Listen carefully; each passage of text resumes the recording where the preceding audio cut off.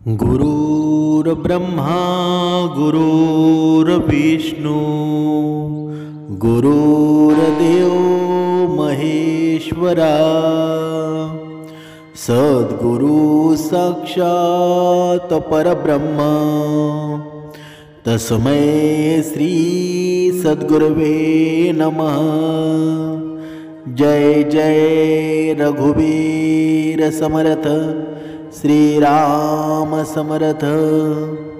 सद्गुरु चरणांना नतमस्तक होऊन आपण या शुभ्र सकाळच्या तेजोमय वातावरणामध्ये सर्वजण उपासना करून श्रवणाला बसलेले आहात असं समजून आपण या निरूपणास सुरुवात करूया। मायबाप सज्जनांचं स्वागत आहे। समर्थांनी सांगितलेलं आहे ना, जिथे तुमच्या जीवनामध्ये कष्ट आले ना, जिथे तुमच्या जीवनामध्ये प्रॉब्लेम येत असतील तर घाबरून जाऊ नका। किती जरी प्रॉब्लेम आले तरी तुम्हाला मार्ग निश्चित ठरलेला आहे, कारण तुम्ही भक्त आहेत ना। सद्गुरूंची कृपा तुमच्या जीवनामध्ये आहे। किती जरी संकट तुमच्या जीवनामध्ये आलं ना तरी मार्ग दाखवणारे सद्गुरू आहेत। किती जरी दुःख तुमच्या जीवनात येऊ द्या, पण त्या दुःखांना न जुगारता सद्गुरूंची जेव्हा तुमच्यावर कृपा होते ना, तेव्हा सर्व काही पहिल्यासारखं होऊन जातं। म्हणजे हे जीवन आहे ना, हे जीवन म्हणजे एक प्रवास आहे, ज्यात सुखद क्षणाबरोबरच दुःख, अडचणी, संकट, संघर्ष भरपूर येऊन जातात ना। परंतु अशा प्रसंगी आपल्याला आधार देतात ते आपली श्रद्धा असते, ते आपले संस्कार असतात, ते आपले गुरूंचे मार्गदर्शनच असतात ना। म्हणूनच श्री दत्तगुरू आहेत ना, हे असेचे की दिव्य मार्गदर्शक आहेत। त्यांची शिकवण म्हणजे जीवनातील प्रत्येक संकटाचा मार्ग आहे, आणि या संकटातून मार्ग काढणारा तो प्रकाशच आहे ना। या प्रकाशाच्या जर छायेखाली आपण राहिलो तर आपल्या जीवनामध्ये दुःख येईल का बरं? कधीच येणार नाही। कोणीतरी म्हटलंच आहे ना, मनुष्य हा चुकीचा पुतळा आहे, पण तो चुकीचा पुतळा असला तरीही त्यानं कर्म चांगलीच करायला हवं। कारण चुकीचा पुतळा म्हणजे त्याने वाईट वागावं का बरं? अजिबात नाही। म्हणून या दत्तगुरूंच्या शिकवणीतून आपल्याला आध्यात्मिक ज्ञानाची गोष्टी शिकवून होते। सामान्य माणसाच्या जीवनाला दिशा देणारी तत्वे आहेत। म्हणजे आपल्या जीवनामध्ये जे आपण काही करतो ना, ती आपली पुनरावृत्ती असते। बघा, मनुष्य बघा कामावर जातो, पैसा कमवतो, परत त्याचं खाण्यापिण्याचं तो करतो, परत पैसा कमवतो, परत खाणं पिणं करतो। म्हणजे त्याला दिवसेंदिवस तीच क्रिया करायची आहे। पण जर मनुष्य अध्यात्मामध्ये लागला, अध्यात्मामध्ये त्याने ज्ञान घ्यायला सुरुवात केली, कर्माने तो श्रेष्ठ झाला, तर ती क्रिया त्याच्या जीवनामध्ये पुन्हा पुन्हा होत गेली ना, तर मनुष्याचा आहे ना, भगवंत व्हायला वेळ लागत नाही, संत व्हायला वेळ लागत नाही। म्हणजे माणसाचा विश्वास आहे ना, तो विश्वास एवढा दृढ असावा की संकट कितीही मोठा असला ना तरी दत्तगुरूंवर विश्वास ठेवा। विश्वास हेच बळ आहे ना। दत्तगुरू सांगतात ना, जेव्हा तुम्ही अडचणीमध्ये असता तेव्हा स्वतःवर विश्वास ठेवा। तुमच्या गुरूंवर विश्वास ठेवणं फार महत्त्वाचं आहे, कारण संकट आहे ना फक्त आपली परीक्षा घेत असतं। जर विश्वास असेल ना तर मार्ग निश्चित सापडत असतो। म्हणून ही दत्तगुरूंची शिकवण आहे ना, आपल्या जीवनामध्ये रात्रीसारखा काळोख जरी कधी आला ना तरी त्या चंद्रासारखी छाया लपलेली असते, चंद्रासारखी आशा लपलेली असते। म्हणून तो चंद्र कधी आपल्या जीवनामध्ये येईल ना आणि लख प्रकाशानं आपले जीवन भरून जाईल, हे सांगता येत नाही। म्हणून आपण भगवंताच्या छायेमध्ये राहायला हवं। पण भगवंताची छाया जर आपल्यावर असेल ना तर आपल्या दुःखांची तीव्रतासुद्धा कमी होऊन जाते। म्हणून आपण भगवंताच्या छायेमध्ये राहायला हवं। पण छायेमध्ये राहण्यासाठी आपल्याला काय करावं लागतं बरं? आपल्याला श्रवण करावं लागतं, आपल्या कर्मांवर भर द्यावा लागतो, आपल्या जीवनामध्ये उपासना 2 वेळी घडावी लागते. हे सर्व जर घडत असेल ना तर आपल्या मनासारखं व्हायला वेळ लागत नाही. म्हणजे आपल्या आयुष्यामध्ये आहे ना दुःख कमी आहेत का बरं? सतत खूप जेव्हा मनुष्य विचार करतो ना तेव्हा अजून दुःखांचा सहभाग त्याच्या जीवनामध्ये होत असतो. पण तोच मनुष्य जर नामस्मरणामध्ये असेल, भगवंताच्या चिंतनामध्ये असेल तर त्याच्यापासून त्याला मुक्तीच मिळते ना. दुसरी गोष्ट म्हणजे मनुष्याच्या जीवनामध्ये सर्व काही एका क्षणात मिळत नाही. जर मनुष्यानं जीवनामध्ये संयम ठेवला ना तर ती अवस्था सुद्धा मनुष्याच्या जीवनामध्ये तयार होत असते. पण आजचा या कलियुगातला मनुष्य संयम ठेवतो का बरं? कधीच ठेवत नाही. आयुष्यात काही गोष्टी वेळ घेतात, त्यासाठी धीर आणि संयम आवश्यकच असतो ना. नुसती धावपळ न करता थोडं कुठेतरी थांबायला शिका. तुमची वेळ सुद्धा नक्की येणार आहे. पण आपण कर्मामध्ये असू तेव्हाच ती वेळ येईल, नाहीतर तुमच्या जीवनामध्ये दिवसेंदिवस दुःख वाढत जाईल. म्हणून आपण अगोदर कर्मामध्ये राहायला शिका. भक्ती मार्ग तर सर्वच लोक करतात. सर्वच लोक कधी कधी मांसाहारी सुद्धा खात नाही. काही माणसं एवढी धार्मिक असतात ना, मांसाहार कधी करत नाही. अध्यात्माच्या मागे एवढे असतात ना, पण त्यांची वैखरीमध्ये लगाम नसते. काय बोलावं, कसं चालावं, कसं वागावं या गोष्टीपासून ते खूप दूर असतात. मग माणसाला माणूसच आवडला नाही तर तो परमार्थ तरी चांगला घडेल का बरं? माणसाला माणसामध्ये जोपर्यंत देव दिसत नाहीत ना तोपर्यंत तो परमार्थ सुद्धा चांगला घडू शकत नाही. म्हणजे माणसाच्या जीवनामध्ये आहे ना निस्वार्थ सेवा हवी आहे. आणि हे निस्वार्थ सेवा म्हणजेच काय बरं? तीच खरी भक्ती आहे ना. म्हणजे दत्तगुरूंचं एक महत्त्वाचं तत्व आहे, ती म्हणजे सेवा. कोणत्याही प्रकारची सेवा असू द्या, ती आईवडिलांची सेवा असू द्या, तुमच्या गुरूंची सेवा असू द्या, किंवा समाजाची सेवा असू द्या, किंवा गरजू व्यक्तींची सेवा असू द्या, या श्री दत्त गुरूंच्या कृपेचा मार्गच बनते ना. म्हणून आपल्या जीवनामध्ये आपण पाहत असतो की कधी कधी काही मुले असतात ना आपल्या आईवडिलांना वृद्धाश्रमामध्ये टाकतात.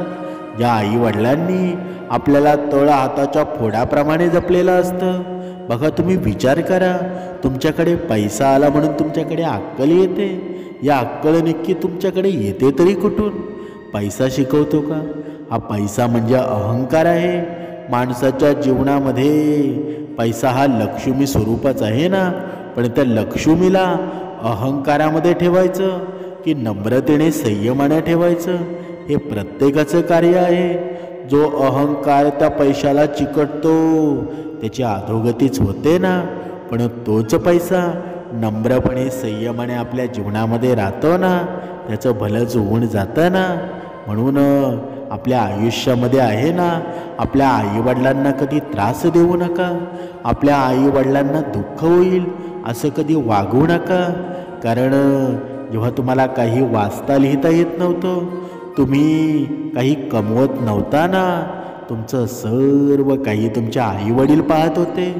पण आज तुम्हाला तुमच्या हातामध्ये पैसा आला, तुम्ही सर्व काही जाणू लागला म्हणून तुम्ही त्यांच्यापेक्षा हुशार झाले का? असं कधीच समजू नका. ते 2 पावसाळे त्यांनी आपल्यापेक्षा जास्त पाहिलेले आहे. म्हणून आपल्या आईबापाला कधी कमी लेखू नका. आपल्या मित्रांसोबत त्यांचा अपमान करू नका. म्हणून रोजचा थोडा वेळ आहे ना मनुष्यानं स्वतःसाठी आणि गुरुसाठी राखा. म्हणजे आम्ही विचार करतो तो साधनेचा, मौनाचा. जो आपण ब्रह्ममुहूर्तावर मौन साधतो ना, ब्रह्ममुहूर्तावर उपासना करत असतो, म्हणजे साधना म्हणजे ध्यान आहे. मंत्र जप, नामस्मरण किंवा आत्मचिंतन हे आपल्याला अंतर्मुख करताना जर तुमच्या जीवनामध्ये भरपूर टेन्शन असेल, तुम्ही स्वतःमध्ये स्वतः जास्त विचार करत असाल, दुःखातून तुम्हाला मार्ग निघत नसेल, तर तुम्हाला ध्यानधर्मेची गरज आहे. जर तुम्ही ब्रह्ममुहूर्तावर उठून निदान अर्धा तास तरी मौनामध्ये राहिला तरी तुम्हाला त्याचा भरपूर फायदा होऊन जाईल. म्हणजे काय बरं, जेव्हा तुमचं मन अंतर्मुख करताना आणि गुरुशी नातं घट्ट करता, यामुळे तुमचं मन शांत होत असतं, निर्णय घेण्याचं सामर्थ्य वाढत असतं. पण आपल्या जीवनामध्ये हे घडेल कधी बरं? जेव्हा आपण श्रवणाला बसू तेव्हा आपल्या जीवनामध्ये नम्रता निर्माण होईल, संयम निर्माण होईल, तेव्हाचे सर्व घडेल ना. तोपर्यंत घडेल का बरं? कारण हे मन कोणाचं कधीच ऐकत नाही. आपण विचार करतो की मी आता असं करेल, मी आता असा डाएट करेल, मी आता असं वजन कमी करेल, मी आता उद्यापासून हा नियम करेल. पण आपलं मन करू देतं का बरं? कधीच करू देत नाही. म्हणून या मनाला स्थिर करण्यासाठी आहे ना, आपण मौनामध्ये राहायला हवं, थोडं कमी बोलायला हवं.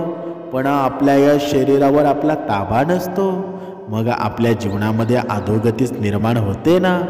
म्हणूनच सगळं काही गुरूंच्या चरणी अर्पण करा. समर्पण म्हणजे अहंकार टाकून द्या. दत्तगुरू म्हणतात ना, जेव्हा तुम्ही संपूर्णपणे समर्पण करता तेव्हा गुरु तुमच्या पाठीशी उभे राहतात. समर्पणातून खऱ्या अर्थानं कृपाच लाभते ना. म्हणून जीवनामध्ये कितीही अडचणी आल्या, कितीही संकट आली, तरीही तुम्ही दत्तगुरूंच्या छायेखाली जर असाल ना, तर तुम्हाला मार्ग निश्चित सापडेल.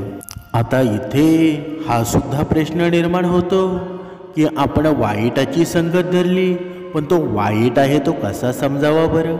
कधी कधी आपण वाईटाची संगत धरली ना, तर त्याच्याकडून काही अन्नदान सुद्धा केलं जातं, म्हणजे त्याची भाकरीसुद्धा आपण खात असतो. जर कधी कधी आपल्या जीवनामध्ये असा प्रश्न निर्माण होतो की कधी कधी वाईटाच्या हातची भाकरी जरी आपण खाल्ली ना, तरी ते आपल्याला पाप लागत असतं, तरी ते अधोगतीचं कारण असतो. म्हणजे कोणाच्या घरी आपण जेवण करू नये हे सुद्धा आता आपण पाहणार आहोत. बघा, एका उदाहरणाद्वारे स्पष्ट करूया. गाणगापुरामध्ये एक ब्राह्मण राहत होता आणि तो ब्राह्मण एवढा ज्ञानी होता की सर्व काही त्याला ज्ञात होतं. पण तो कुणाकडूनही दान घेत नसे, कुणाच्याही घरी भोजनासाठी जात नसे, तो कोणाशीही वादविवाद घालत नसे, आणि तो चुकून सुद्धा कधी खोटं असत्य कधीच बोलत नव्हता. तो नेहमी 5 घरी कोरडी भिक्षा मागून पोट भरत असे. त्याची पत्नी त्याच्या अगदी उलटच होती ना, ती सदैव दुःखी असायची, पतीशी नेहमी भांडण करत असे, अन्नाची मोठी लोभीच होती ना. त्या काळी गाणगापुरामध्ये अनेक श्रीमंत लोक येत असत आणि सहस्र भोजन घालीत असत. गावातले असंख्य ब्राह्मण तेथे भोजनासाठी जात असत आणि त्या ब्राह्मणाच्या घरी जाऊन सहस्र भोजनाचं रसभरीत वर्णन करत असत.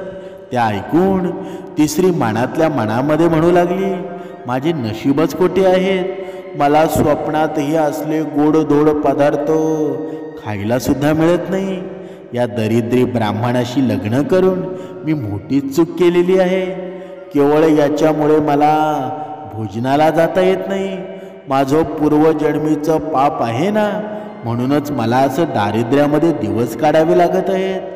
गावातल्या इतर बायका बघा, त्या किती जरी भाग्यवान आहेत, त्यांना त्यांच्या पतीबरोबर भोजनाला जाता येतं आणि माझा पती कधीही परान्न घेत नाही, त्यामुळे मला भोजनाला सुद्धा जाता येत नाही. माझे नशीबच फुटके आहेत. म्हणजे परमेश्वरा, मी नक्की करू तरी काय, असं ती नेहमी स्वतःला दुःखी ठेवत असे. असंच एकदा एक श्रीमंत माणसानं आपल्या पितरांच्या श्राद्धानिमित्त गाणगापुरामध्ये त्या ब्राह्मण भोजनाचा बेत आखला. त्यानं गावातील अनेक दाम्पत्यांना भोजनाचं निमंत्रण सुद्धा दिलं. ते पाहून ती ब्राह्मण स्त्री आपल्या पतीला म्हणाली, आज आपल्या गावामध्ये एका श्रीमंत ब्राह्मणानं पितृश्राद्धानिमित्त अतिशय सुंदर भोजन बनवलेलं आहे आणि आपण त्या भोजनाला जाऊया का? निदान एक दिवस तरी गोडधोड खायला मिळेल. तिथे वस्त्रे दक्षिणा सर्व काही मिळणार आहे आणि मला तिथे जाण्याची फार इच्छा झाली आहे. तुम्हाला यायचं नसेल ना, तर मला तरी जाण्याची परवानगी द्यावी. त्यावर तो ब्राह्मण म्हणाला, मला दुसऱ्याचं अन्न घेण्याचं माझं व्रत अजिबात नाही, म्हणजे त्यामुळे मी मुळीच येणार नाही. तुला जायचं असेल ना तर तू खुशाल जाऊ शकतेस. त्यानं अशी परवानगी देताच ती भोजनासाठी म्हणून श्रीमंत गृहस्थांकडे गेली. तिला पाहून तो गृहस्थ म्हणाला, तुम्ही एकट्या कशा आलात बरं? मी दाम्पत्य भोजन घालीत आहे. तुमचा पती कुठे आहे? भोजनासाठी तुमच्या पतीलाही घेऊन या. हे ऐकताच तिच्या पुढे मोठा प्रश्न उभा राहिला. येथे भोजनाचं निमंत्रण आहे हे दाम्पत्याला, पती तर दुसऱ्यांकडून अन्न शिजवलेलं घेत नाही, तो येणार सुद्धा नाही. तो आला नाही तर मला एकटीला भोजन मिळणार नाही. आता करावं तरी काय? मग श्री गुरु नृसिंह सरस्वतींकडे गेली. त्यांच्या पाया पडून ती म्हणाली, स्वामी, गावात दाम्पत्य भोजनाचा कार्यक्रम आहे. माझा पती परान्न घेत नाही म्हणून तो येत नाही. आपणच त्याला समजावलं ना तर तो माझ्याबरोबर भोजनासाठी येण्यास तयार होईल. तिचं हे बोलणं ऐकून श्री गुरूंना हसू आलं. मग ते तिच्या पतीला म्हणाले, अरे तुझ्या पत्नीला मिष्टान्न खाण्याची तीव्र इच्छा आहे, म्हणून तू तिच्याबरोबर भोजनाला जा. तू तिची इच्छा पूर्ण कर, कारण कुळस्त्रीचं मन कधीही खिन्न असू नये. श्री गुरूंनी असं सांगितलं असता तो ब्राह्मण हात जोडून म्हणाला, स्वामी, परान्न न घेण्याचा माझा नियम आहे, परंतु तुमची आज्ञा मला मिळालीच आहे ना. जो आपल्या गुरुची आज्ञा मानत नाही त्याला भयंकर अशा रवरव नरकामध्ये जावं लागतं. म्हणून मी पत्नीबरोबर भोजनाला जाईल. मग श्री गुरूंचा निरोप घेऊन ते दाम्पत्य भोजनासाठी जातात. आज आपणास स्वादिष्ट भोजन मिळणार या विचारानं ब्राह्मण स्त्रीला मोठा आनंद झाला. ती दोघे पानावर बसली. वाढणं सुरू झालं. भोजनाला सुरुवात झाली. त्यावेळी त्या ब्राह्मण स्त्रीला एक विलक्षण अशुभ दृश्य दिसलं. आपल्या पानातील अन्न डुकरं खात आहेत, कुत्री खात आहेत. ते दृश्य पाहून घाबरलेली ती स्त्री आहे ना, एकदम पानावरून उठली. भोजन करत असलेल्या त्या ब्राह्मणांना आपल्या पतीला आपण काय पाहिलं ते सांगितलं. मग ती आपल्या पतीसह घरी परत आली. ती पतीला म्हणाली, तुम्ही कुत्र्यानं आणि डुकरानं उष्ट केलेलं अन्न खाल्लं असं मला दिसलं. याबद्दल क्षमा करा. तुम्ही नको नको म्हणत असताना सुद्धा मी तुम्हाला भोजनाचा आग्रह केला. माझं चुकलं ना. हे ऐकून त्या ब्राह्मणाला अतिशय राग आला. तो दुःखाने म्हणाला, हे माझंच दुर्दैव म्हणून तुझ्याबरोबर मी भोजनाला आलो. माझा नेम तर मोडलाच, शिवाय कुत्र्यानं आणि डुकरानं तोंड लावलेलं अन्न खावं लागलं. त्यानंतर तो ब्राह्मण त्या पत्नीसह श्री गुरूंकडे आला. दोघांनी श्री गुरूंना भक्तिभावाने नमस्कार केला. तेव्हा श्री गुरु हसत हसत त्या ब्राह्मण पत्नीला म्हणाले, काय परान्नाचं सुख कसं वाटलं तुला? परान्न घेत नाही म्हणून तू सदैव आपल्या पतीला नावे ठेवत होतीस. आता तुझी इच्छा पूर्ण झाली ना. श्री गुरु असं म्हणाले असता ती श्री गुरूंच्या पाया पडून म्हणाली, स्वामी, मला क्षमा करा. मी खरोखर अज्ञानी आहे. माझ्या हव्यासापोटी माझ्या पतीचा व्रतभंग झाला. मी त्यांना हट्टानं परान्नासाठी नेलं. मी मोठाच अपराध केला आहे. मला क्षमा करा. मग तो ब्राह्मण श्री गुरूंच्या पाया पडून म्हणाला, या माझ्या पत्नीमुळं माझा नेम मोडला. ही माझी पत्नी नाही, ही वैरिणी आहे. हिच्यामुळं माझ्या हातून नेम मोडण्याचं पाप घडलेलं आहे.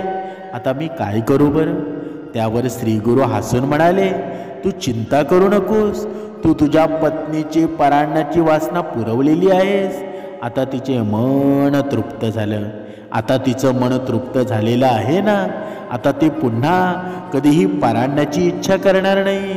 शिवाय तू तिकडे भोजनासाठी गेलास तो आमच्या आज्ञेनं, त्यामुळे तुला कसलाही दोष लागणार नाही. आता मी तुला आणखी एक गोष्ट सांगतो. जर एखाद्या ब्राह्मणाला श्राद्ध कर्माच्या वेळी योग्य ब्राह्मण मिळाला नाही, त्याचं ब्राह्मणाअभावी कार्य आढळून राहिलं, तर तू त्याच्याकडे भोजनाला जावंस. त्यामुळं तुझ्या हातातून धर्मकार्य घडेल. पण अशा वेळी तू गेला नाहीस ना तर त्याचा शाप तुला लागेल. श्री गुरूंनी असं सांगितलं असताना त्या ब्राह्मणानं श्री गुरूंना साष्टांग नमस्कार घातला आणि कोणाकडे अन्न घ्यावं, कोणाकडे भोजनास जाऊ नये असं त्याने विचारलं. तेव्हा श्री गुरु म्हणाले, कोणाकडं भोजनाला जावं ते प्रथम सांगतो. हे लक्षपूर्वक ऐका. समर्थांनी सुद्धा सांगितलेलं आहे ना, आयुष्यामध्ये आहे ना, जरा आपण गुरूंच्या सांगण्यावर चाललो ना तर आपल्या जीवनामध्ये आहे ना सुखद क्षण निर्माण होणार आहेत. बघा गुरूंनी काय सांगितलं ना ते आता आपण ऐकूया. आपले गुरु, शिष्य, वैदिक, ब्राह्मण, आपले मामा, सासरे, सख्खे भाऊ, सज्जन मनुष्य यांच्याकडे भोजन केल्यास ना कोणताही दोष लागत नाही. एखादा ब्राह्मणा वेळला आडला असला तरी त्याच्या घरी भोजन घ्यावं. त्यावेळी गायत्री मंत्र जपण करावा म्हणजे कोणताही दोष लागत नाही. आता अन्न वर्ज्य करण्याची घरे सांगतो, त्याचं सविस्तर विवेचन आहे ना. बघा तुम्हाला वेगवेगळ्या ग्रंथामध्ये आलेलं असेल, ते खूप मोठं आहे. ते मी तुम्हाला आता सारांश रूपाने सांगतो.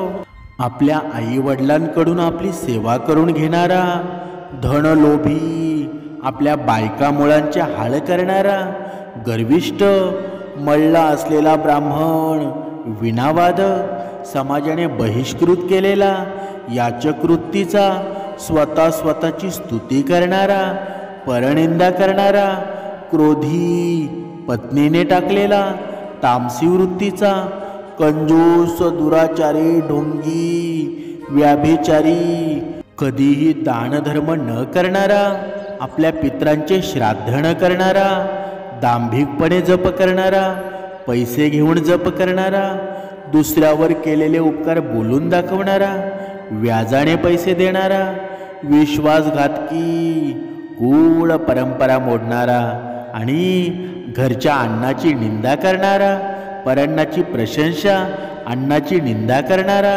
आणि परगृही राहणारा आहे ना, अशा लोकांच्याकडे कधी भोजनास जाऊ नये. अशा ठिकाणी भोजनास जाऊ नये. अशा ठिकाणी भोजनास गेल्यास त्या यजमानाचे दोष आहेत ना ते आपल्याला लागतात. म्हणून अशा यजमानांच्या घरी भोजन कधीच करू नये. थोडक्यात ही पूर्ण माहिती सांगण्याचा उद्देश काय आहे बरं? याच्यातून आपण बोध काय घ्यावा बरं?